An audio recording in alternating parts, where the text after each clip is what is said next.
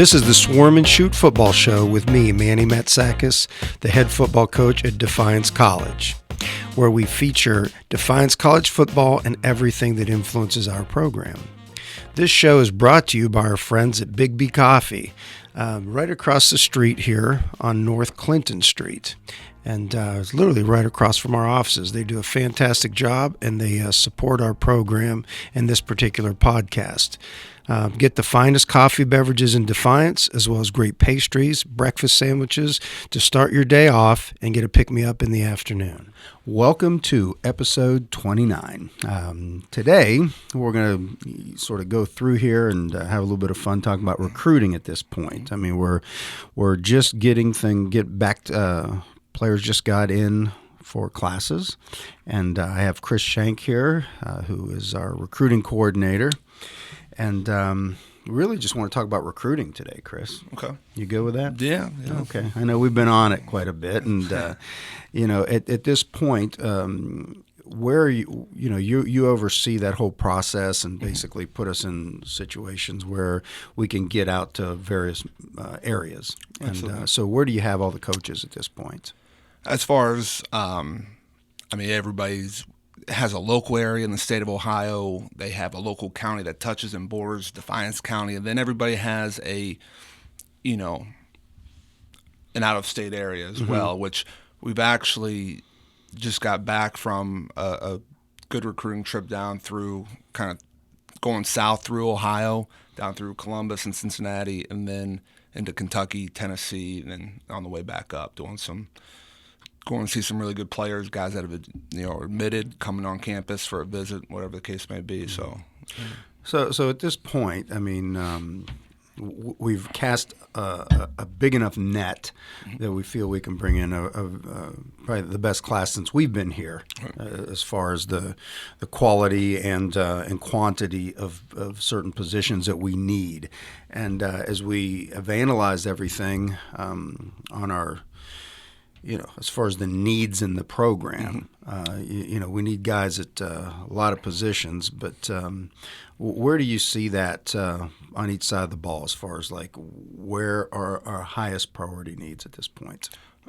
Offensively, I think our highest priority need is offensive line, partly because I coach and I want a lot of players, but and really good ones make me look like a better coach. But we have right now we have 4 returners coming back at the offensive line, so regardless, we need to build that up, build the depth up, if nothing else. We need, there's certain positions that have a little more priority, in my opinion, but as far as depth and just having the youth that we have right now, being able to try to recruit, and I've always said, you need to try recruit better than what you have, because now the guys that are here, now that forces them to compete a little bit more and not have a feeling of complacency. Sure. So, the more we can bring in to even just bolster our depth a little bit will be tremendous. Because I think we have some good young talent in the program, but now if we bring some good players in and push those guys, push each other, it'll be great.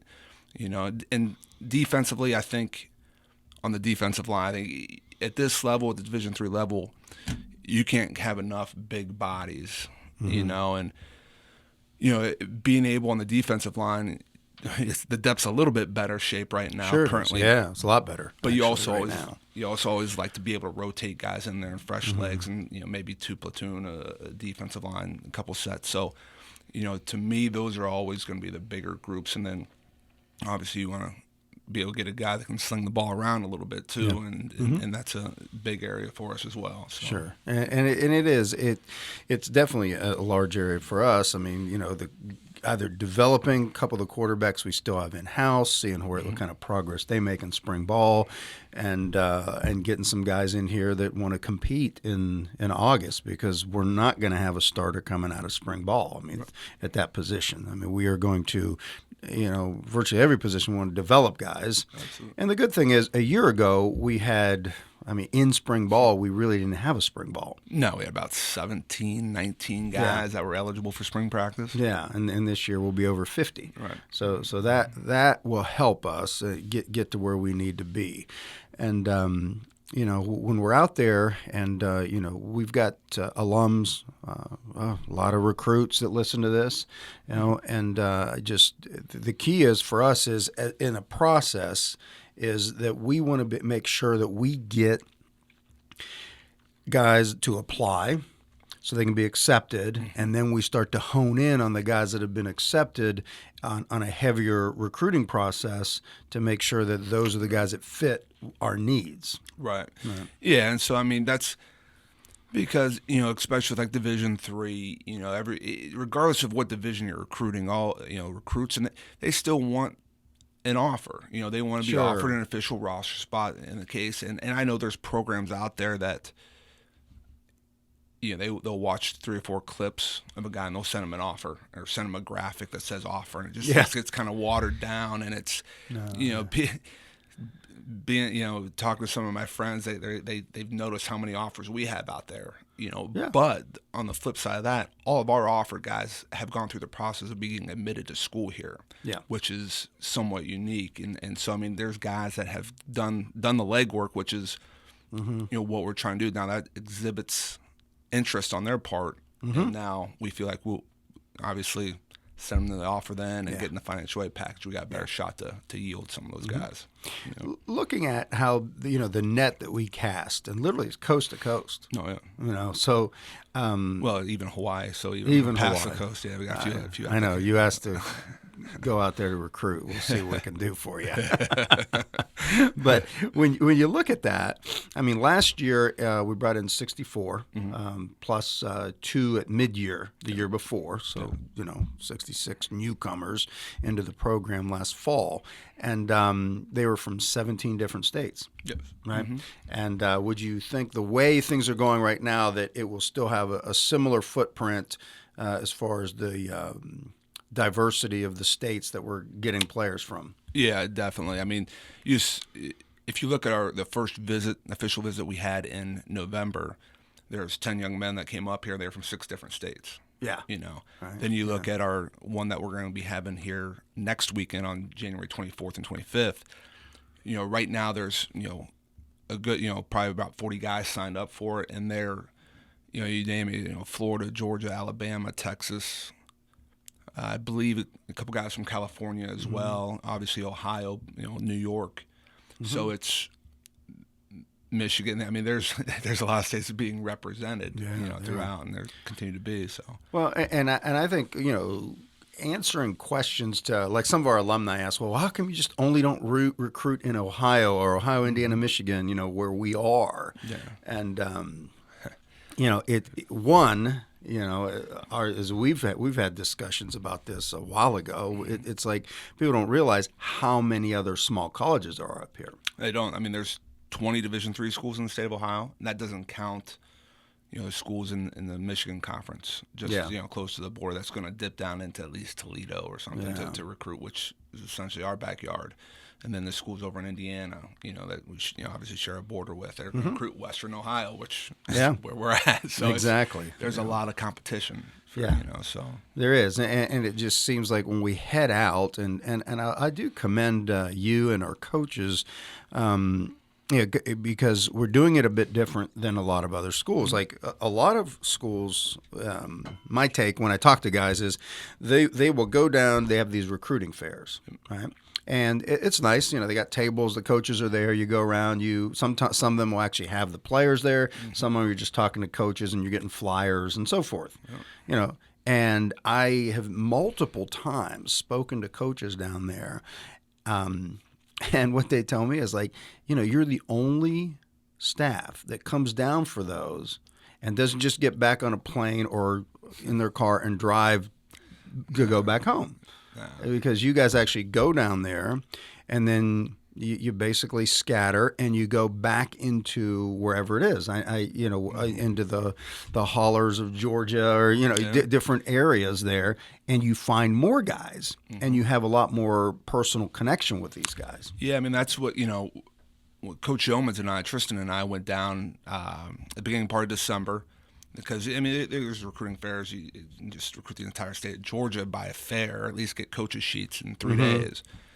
The nice thing was we had we were prepared on the front end of everything, where we had a ton of applications, a ton of admitted guys by the time we went down there. So now, okay, we get the coaches sheets, we talk to the coaches, we could either cross some guys off, like, okay, I don't need to recruit this guy anymore for whatever reason, or I need to go see this guy because he's an admitted guy, and I know that Jimmy and Johnny over here, they're at that school too, and I didn't have their information. Yes. So it's so I mean it helps out on both ends. I mean, I did, and we probably both drove in about 8 or 9 days. Probably both drove close to 3,000 miles, going South Carolina, Georgia, all over the place. So it's for us. It is the lifeblood of our program, and what I also have noticed is that the guys that you often get at the fair, because not every coach is there, and then to be able to go out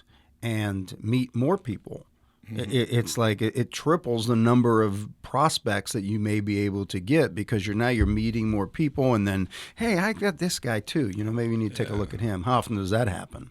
Oh, it's a ton, a lot, you know, and it's a good problem to have, is that you start to get, and I'm starting to get to that point where guys are now starting to realize maybe, hey, Defiance is a pretty good option for me. Like, we got a pretty big pool already, and it's just, you don't want to thin yourself out. You want to be able to give the right guys the right amount of attention, and convey to them what a great opportunity coming to Defiance is and will be for them. So so that's exciting. Give me a lot of the guys that are coming in next week on the weekend of the 24th.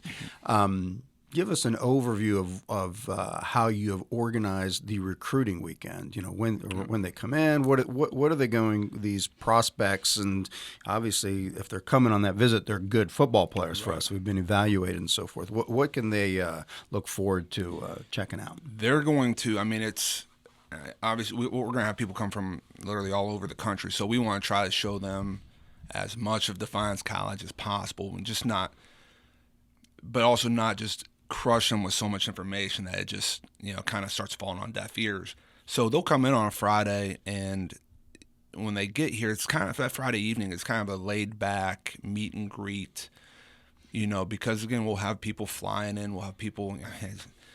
Got a couple guys driving about 14 hours from Texas coming up, so I don't want to sit there and start campus touring them right away. So they'll come up and they'll get something I've never been a part of. We started doing it last year, an introduction. We have a presentation about just the town of Defiance, which I think is great with how we're structuring visits now, because parents that now come on the visits, they're going to go back to the hotel Friday night. They're going to hear about different restaurants and places to check out, and they can go explore Defiance, Ohio. And then, the way it was even structured like this back in November, but now, throughout the visits on Friday, even on Saturday, there's going to be certain, little breakout sessions to try to keep, even when we get to a larger group, it's going to still give that individualized feeling, and each recruit is going to be able to meet and get to know each assistant coach in a smaller group setting, so you start to develop relationships there. Whether it's their position coach, whether it's their recruiting coach, whoever it may be. And then, they're going to get a chance. They're going to hear from the faculty member. They're going to hear from the admissions financial aid office. They're going to on Saturday morning after we have breakfast, they're going to get a chance to tour the academic side of things as well as athletic side of things, and even be able to sit in a position meeting and get a chance to experience and hear how their potential position coach here at Defiance is going to talk to them and teach them and conduct a meeting. And then obviously at the end, we're going to take some pictures and throw a couple jerseys on. Oh, and all that stuff. And that may be the highlight of the weekend, Yeah, and what's interesting is already we are way ahead of where we were a year ago in deposits, and so a lot of these guys will come and they'll already know their financial aid packages, they'll understand their scholarship situation, and they commit. Literally right there, because once they see, if they've been anywhere else, which we urge them to go check other places out and compare. Yeah. I mean, that's what's exciting about, especially the 24th here coming up. And I haven't studied the other weekends as much, but probably about at least half of the guys that are coming up to visit are admitted. Yeah. So now we're just on, hey, and our admissions office has done a great job of getting financial aid packages out if the FAFSA has been in. So now some of these guys coming up that are really good players, they're coming up for their second time. Mm-hmm. They're admitted and have their financial aid package, and you really start feeling pretty good about those guys. So. Yeah, and I love it because when the parents come up, that is the best part of it for me, because they're the ones behind this and they understand, wow, the opportunity, their son, or sometimes grandparents are bringing their grandchildren up, and and they see this and it's like, wow, I had no idea how the opportunity that exists at Defiance College for them to play football and get a degree and find their life's calling from that point. It's fun to see the light bulbs turn on. It's interesting too. Is the questions that differ from you spend some time with the parents. What's important to them? Yeah. Spend some time with the kids. What's important to them? It's a little bit more. It's a little bit more than just selling what our uniforms are and what our facilities are and stuff like that. So which is great. We're going to show that stuff off and some of the other equipment and gadgets we have around here. So, here we go. Yeah. So it'll be fun. So I think as we move forward on this, I do want to announce that we've got we always have had Big B Coffee be one of our sponsors, but BSN has come on board. Okay. So we're going to start giving them some shout outs, and Rob Held and the group BSN are going to get involved with us and promote and endorse this podcast, the Swarm and Shoot podcast. Nice. And so I think that'll be fantastic. We're excited about that, and and I think probably the best part of that is just more people in town that are excited about what we're doing. Right.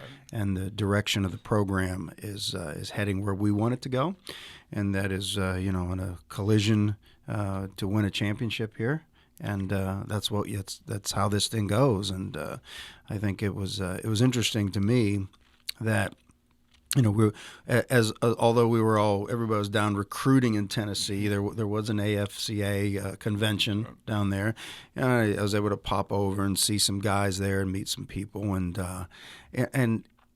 you talk to coaches out there, and it's neat to see. Like I ran into Matt Rule, the new coach of the Carolina Panthers down there, and I had a brief conversation with him and everything, and just to see, here's a guy that when I was at Widener, he was at Temple, and obviously he just won at Baylor and got a job in the National Football League. But each of those situations, Temple and Baylor for him were dramatic turnarounds. His first season at Baylor, he won one game. I think they only won like 2 or 3 in his first season at Temple. Yeah, same thing. But what was interesting to me is like you see how they changed the culture, how players got involved, and you have to have a certain amount of patience to understand that you're building something special. Mm-hmm. It's not a get-rich-quick scheme.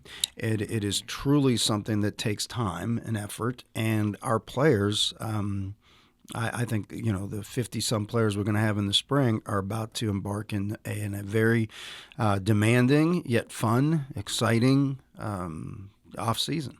Yeah. And I think that culture is important. I know our coaches are a big part of it, but even the players, we're going to do this together, and it's a great place to be. And I'm looking forward to that. You run the strength program too, so that'll be pretty neat. They're kicking that off tomorrow, so I'm looking forward to talk a little bit about it tonight at a team meeting, and it'll be fun. Yeah, so it'll be awesome. But I want to thank everybody, and we'll get this thing going, and just listen to a few words here shortly about how you can get more involved in this podcast, and check it out. And I urge you, and you'll hear in a bit, is to go to swarmandshoot.com, which gives you the benefit of seeing the YouTube part of it, and you can listen to it. So it's just something that you can do at your desk at the office, or just, you can see this thing on any, on your cell phone, smartphone, and so forth. Okay? All right. Thanks again. Here you go. Thank you for joining us on the Swarm and Shoot Football Show. If you're listening to this podcast, make sure to subscribe in iTunes. Give us a rating and comment on the show. If you're watching this on YouTube, Subscribe to our YouTube channel by hitting the bell so you can get notifications when we release the next show. Feel free to comment below on this specific show. If you'd like to get all kinds of updates, go to our website at swarmandshoot.com, where you will be up to date on everything in our program. You will get this podcast from an audio version as well as the YouTube version, all on our website. You'll see feature articles on our current players and alumni, along with updates of everything that we can share with you that's going on in our program. Take a minute, subscribe with your email to receive regular alerts every time we update the website.